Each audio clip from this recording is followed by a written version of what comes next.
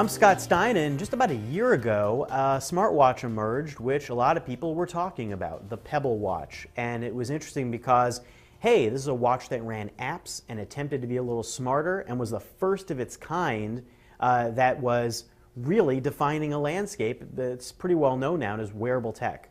But wearable tech is not really something that you necessarily want to buy into. Well, now, all of a sudden, Pebble has a new watch, the Pebble Steel. Here it is on this wrist. And it's available now. Now, what does this bring to the table? You saw it at CES, and I've been using it for the past few days.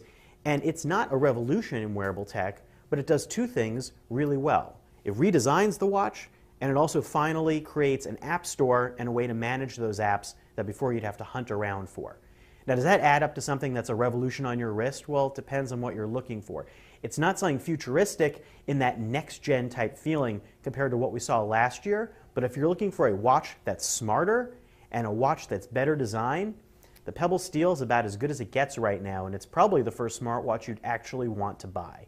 You are going to pay an extra $100 for the Steel, however. Now, if you like this design, it's pretty snazzy, it's all metal, well, then it's worth it. But, you know, $150 does get you the original Pebble that's still out there, and both of them run the new app and the new App Store and run new SDK 2.0 created apps, which are more advanced than came before.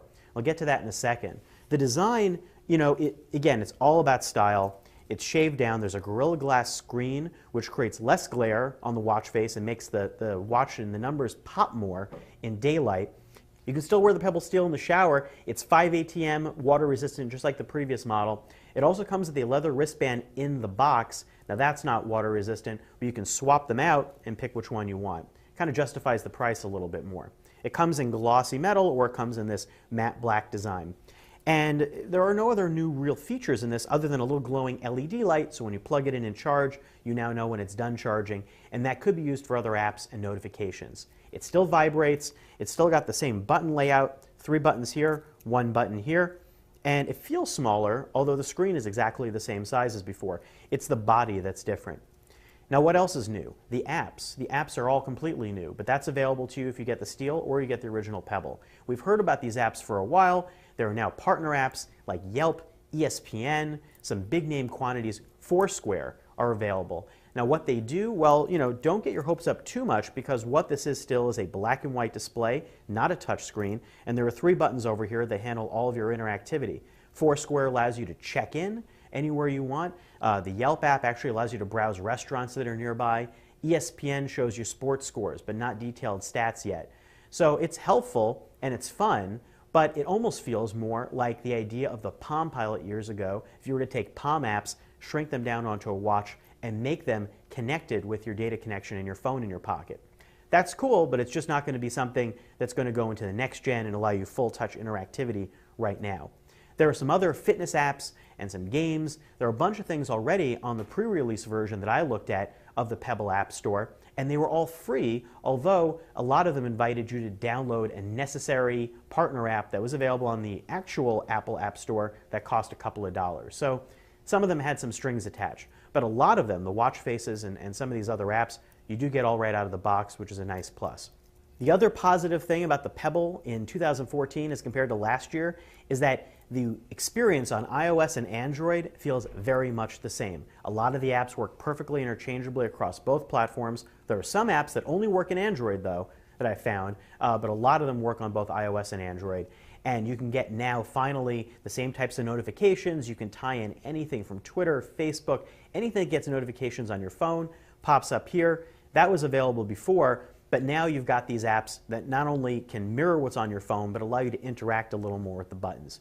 Maybe to check in, maybe to scroll or tap through into certain elements that tie in here. But it doesn't get its own internet connection. Obviously, it still pairs with your phone, but the amount of phones that it supports, this is probably one of the best supported watches out there if you want a smartwatch. iOS, Android, and the number of Android phones that it supports is a lot better than some of the more restricted ones that we've seen, certainly like the Samsung Galaxy Gear, but even some other ones that needed Bluetooth 4.0 to connect. This is not that. You can connect with a variety of other phones too.